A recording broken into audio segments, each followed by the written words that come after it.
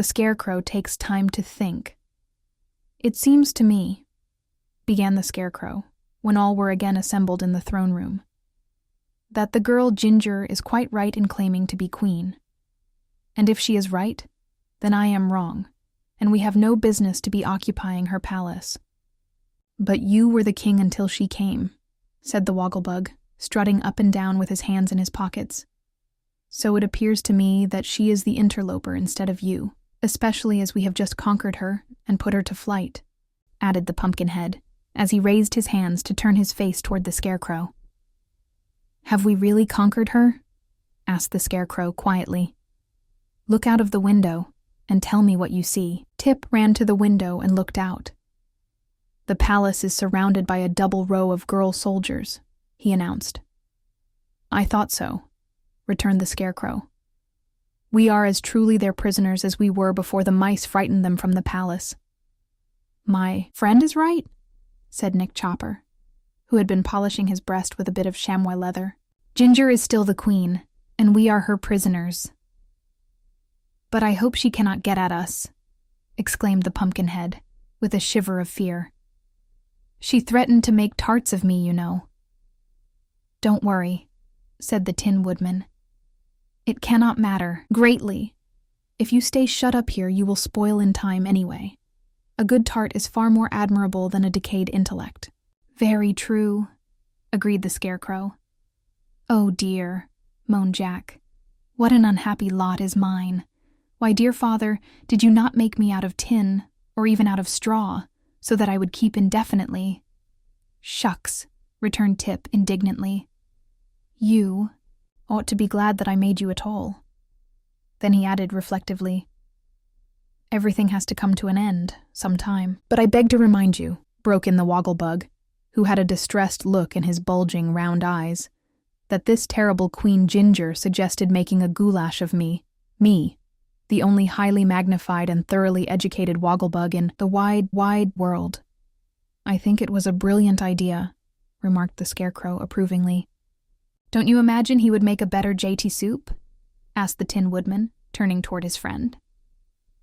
"Well, perhaps," acknowledged the Scarecrow. The Woggle-Bug groaned. "I can see, in my mind's eye," said he mournfully, "the goats eating small pieces of my dear comrade, the Tin Woodman, while my soup is being cooked on a bonfire built of the Sawhorse and Jack Pumpkinhead's body. And Queen Jinjur watches me boil while she feeds the flames with my friend the Scarecrow." This morbid picture cast a gloom over the entire party, making them restless and anxious.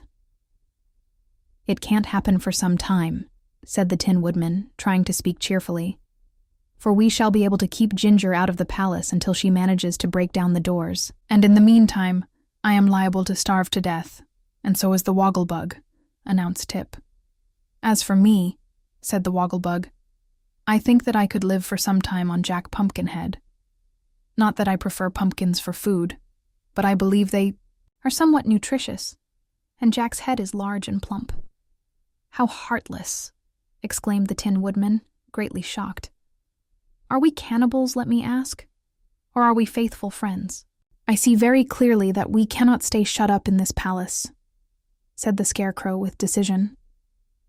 "So let us end this mournful talk and try to discover a means to escape."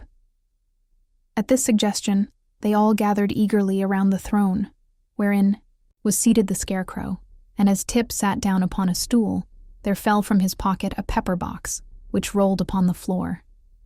"What is this?" asked Nick Chopper, picking up the box. "Be careful," cried the boy. "That's my powder of life. Don't spill it, for it is nearly gone." "And what is the powder of life?" inquired the Scarecrow, as Tip replaced the box carefully in his pocket. "It's some magical stuff old Mombi got from a crooked sorcerer," explained the boy. "She brought Jack to life with it, and afterward I used it to bring the Sawhorse to life. I guess it will make anything live that is sprinkled with it, but there's only about 1 dose left." "Then it is very precious," said the Tin Woodman. "Indeed it is," agreed the Scarecrow. "It may prove our best means of escape from our difficulties. I believe I will think for a few minutes, so I will thank you, friend Tip, to get out your knife and rip this heavy crown from my forehead." Tip soon cut the stitches that had fastened the crown to the Scarecrow's head, and the former monarch of the Emerald City removed it with a sigh of relief and hung it on a peg beside the throne. "That is my last memento of royalty," said he, "and I'm glad to get rid of it. The former king of this city, who was named Pastoria, lost the crown to the wonderful wizard, who passed it on to me. Now the girl Jinjur claims it, and I sincerely hope it will not give her a headache." "A kindly thought, which I greatly admire," said the Tin Woodman, nodding approvingly. "And now I will indulge in a quiet think," continued the Scarecrow, lying back in the throne. The others remained as silent and still as possible, so as not to disturb him, for all had great confidence in the extraordinary brains of the Scarecrow, and after what seemed a very long time indeed to the anxious watchers, the thinker sat up, looked upon his friends with his most whimsical expression, and said, "My brains work beautifully today. I'm quite proud of them. Now listen. If we attempt to escape through the doors of the palace, we shall surely be captured. And as we can't escape through the ground, there is only one other thing to be done. We must escape through the air." He paused to note the effect of these words, but all his hearers seemed puzzled and unconvinced. "The wonderful wizard escaped in a balloon," he continued. "We don't know how to make a balloon, of course, but any sort of thing that can fly through the air can carry us easily. So I suggest that my friend the Tin Woodman, who is a skillful mechanic, shall build some sort of a machine with good strong wings to carry us, and our friend Tip can then bring the thing to life with his magical powder." "Bravo!" cried Nick Chopper. "What splendid brains," murmured Jack. "Really quite clever," said the educated Woggle-Bug. "I believe it can be done," declared Tip. "That is, if the Tin Woodman is equal to making the thing." "I'll do my best," said Nick cheerily. "And as a matter of fact, I do not often fail in what I attempt. But the thing will have to be built on the roof of the palace, so it can rise comfortably into the air." "To be sure," said the Scarecrow.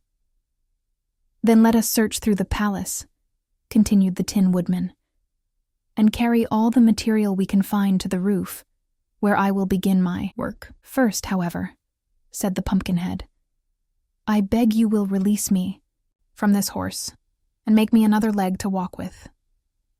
For in my present condition I am of no use to myself or to anyone else."